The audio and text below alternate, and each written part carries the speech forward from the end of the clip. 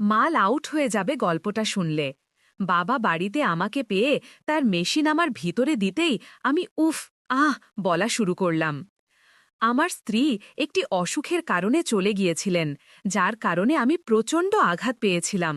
আমার একমাত্র মেয়ে ছিল, তার নাম ছিল সোনম। সোনম দেখতে খুব সুন্দর ছিল।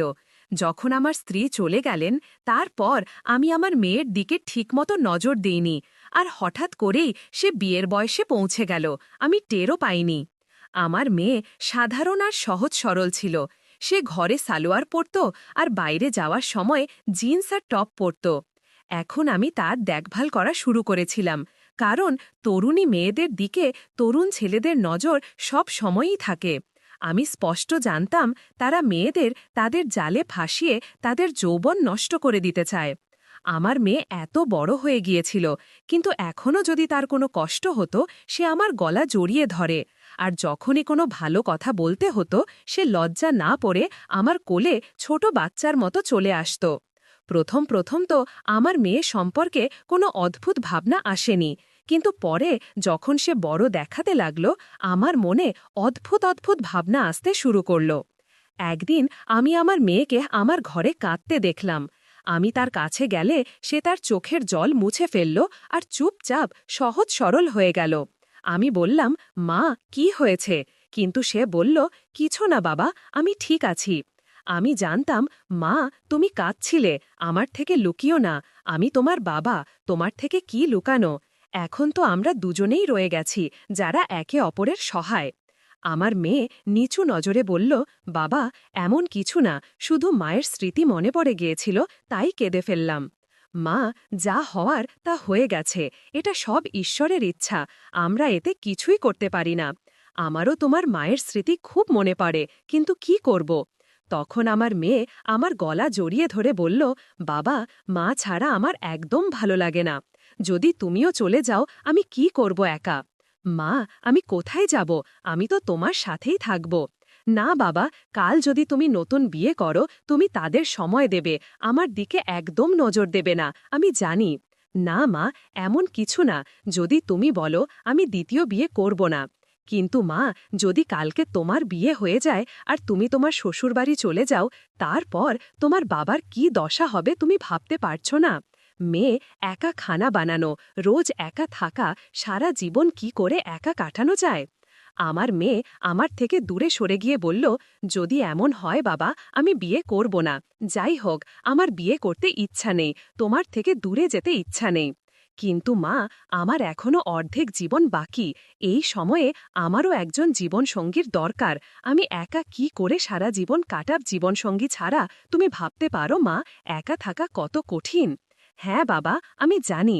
মা, রাত হয়ে গেছে, আজ তোমার কি খিদে পায়নি? যাও তাড়াতাড়ি খানা বানাও, তোমার বাবা খিদে আছে। তুমি কি তোমার বাবাকে খালি পেটে শুইয়ে দেবে? না বাবা, আমি তোমাকে কখনো খালি পেটে শুতে দেব না, আমি তোমার পুরো খেয়াল রাখব। আমি তোমার খেয়াল এমনভাবে রাখব যেমন আমার মা রাখতেন। আমি তোমাকে মায়ের কথা একদম মনে আসতে দেব না। মা, তোমার কথা ঠিক, কিন্তু তুমি আমাকে সব দিতে পার, কিন্তু একটা জিনিস তুমি আমাকে দিতে পার না, তার ছাড়া মানুষ বাঁচতে পারে না। বাবা, এমন কি জিনিস যা আমি তোমাকে দিতে পারি না? তুমি বলো, আমি তোমাকে সব দিতে প্রস্তুত। মা, তুমি আগে খানা বানাও, তারপর আমরা রাতভর কথা বলবো।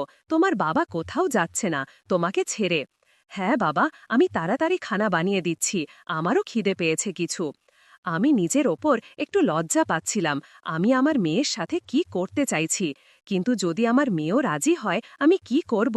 ছোটবেলা থেকে আমি তাকে অনেক আদর করে রেখেছি, কিন্তু আজ এমন কথা বললে সে হয়তো আমার ওপর থুথু ফেলবে। খাওয়ার পর যখন আমি আমার ঘরে গেলাম, আমার মেয়ে ঘুমিয়ে পড়েছিল। আমি বললাম, মা, তুমি ঠিক আছো তো? হ্যাঁ বাবা, আমি ঠিক আছি, কিন্তু আমার পায়ে হালকা হালকা ব্যথা হচ্ছে, জানি না কেন। এটা এখনই শুরু হয়েছে, যখন আমি খানা বানাচ্ছিলাম তখন তো এমন ছিল না। কি হতে পারে বাবা? মা, কিছু না, আমি তোমার পায়ে মালিশ করে দিই। না বাবা, তুমি থাক, তুমি আমার পায়ে মালিশ করবে কিভাবে? আমি নিজেই করব, এখন আমি বড় হয়ে গেছি। মা, তুমি বড় হয়ে গেছো, কিন্তু আমারও দায়িত্ব আছে, তোমার মায়ের চলে যাওয়ার পর তোমার দেখভাল করা। ঠিক আছে বাবা, করো মালিশ, আমি জানতাম তুমি মানবে না। তারপর আমি আমার মেয়ের পায়ে মালিশ করা শুরু করলাম। মেয়েটি বলল, পাপা একটু ওপরে করে হাঁটু পর্যন্ত মালিশ করো। যখন আমি মালিশ করছিলাম সে দ্রুত শ্বাস নিতে শুরু করল। মেয়ে, কি হয়েছে? এত দ্রুত শ্বাস কেন নিচ্ছ?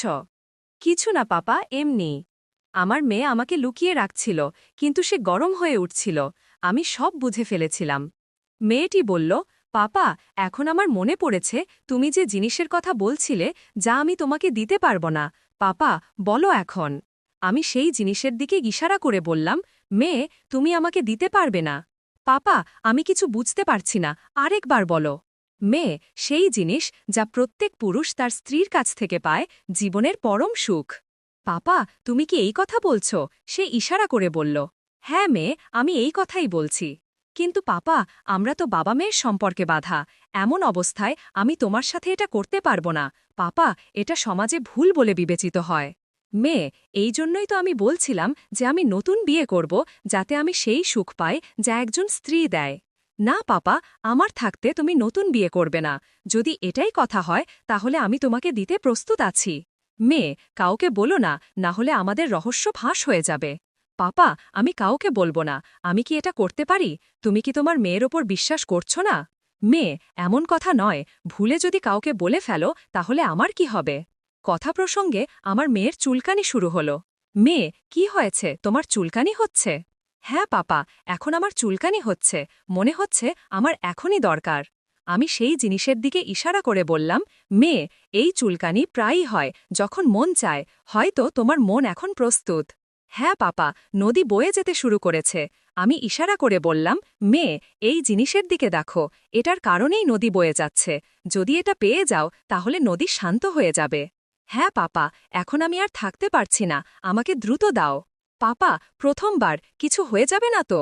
আমি জানি মেয়ে, প্রথমবার কি হয়, তুমি টেনশন করো না, তোমার পাপা সব সামলাবে, তুমি শুধু পা ছড়িয়ে দাও। আমি আমার মেয়েকে আনন্দ দিতে বললাম, মেয়ে তোমার কেমন লাগছে? পাপা প্রথমে অদ্ভুত লাগছিল, কিন্তু এখন শান্তি পাচ্ছি। মেয়ে প্রথমবার এমনই হয়, এই নাও তুমি কলা খেয়ে নাও। পাপা এখন ছেড়ে দাও, প্রায় ৩ ঘন্টা হয়ে গেছে, এখন আমি আর সহ্য করতে পারছি না, আমারও ঘুম পাচ্ছে, আমি ঘুমিয়ে পড়ি, তুমিও ঘুমিয়ে পড়ো। ঠিক আছে মেয়ে, আমিও ঘুমিয়ে পড়ি। সকাল হলে আমার মেয়ে সোজা বাথরুমে গেল এবং গোসল করতে চলে গেল। মেয়ে এত সকাল সকাল গোসল করতে যাচ্ছ কেন? ঠান্ডা লাগবে। পাপা তুমি টেনশন করো না, আমি ঠিক আছি, আমি পানি গরম করে রেখেছি। খাওয়ার পর আমি অফিসে যেতে প্রস্তুত হলাম, কিন্তু তখনই আমার মেয়ে বলল, পাপা আমি এখানে একা কিভাবে থাকব? আমিও তোমার সাথে আসছি, আমিও নিয়ে চলো। ঠিক আছে মেয়ে, চলো তুমিও। গাড়িতে বসে বসাই আমার মুড তৈরি হয়ে গেল। আজ তো চলো ফিরে যাই, আজ আমরা পুরো মজা করব। পাপা আমারও খুব ইচ্ছা করছে। অর্ধেক পথ থেকে ফিরে এসে আমি আমার মেয়েকে রুমে নিয়ে গেলাম। পাপা আমরা কি এটা প্রতিদিন করতে পারব? হ্যাঁ মেয়ে, এখন আমরা যখন ইচ্ছা করব তখন করব। আমি আমার মেয়েকে রাতের চেয়েও বেশি আনন্দ দিতে লাগলাম। পাপা তুমি তো এই ট্রেনিংয়ে পাশ করে ফেলেছ, তুমি ক্লান্ত না হয়েই আমাকে ক্লান্ত করে দাও। সেই দিনের পর আমরা দুজন যখন ইচ্ছা করতাম তখনই কাজ করে নিতাম। এটি একটি কাল্পনিক গল্প, এর উদ্দেশ্য কাউকে উত্তেজিত করা নয়, এটি বাস্তব ঘটনার সাথে কোনো সম্পর্ক বহন করে না।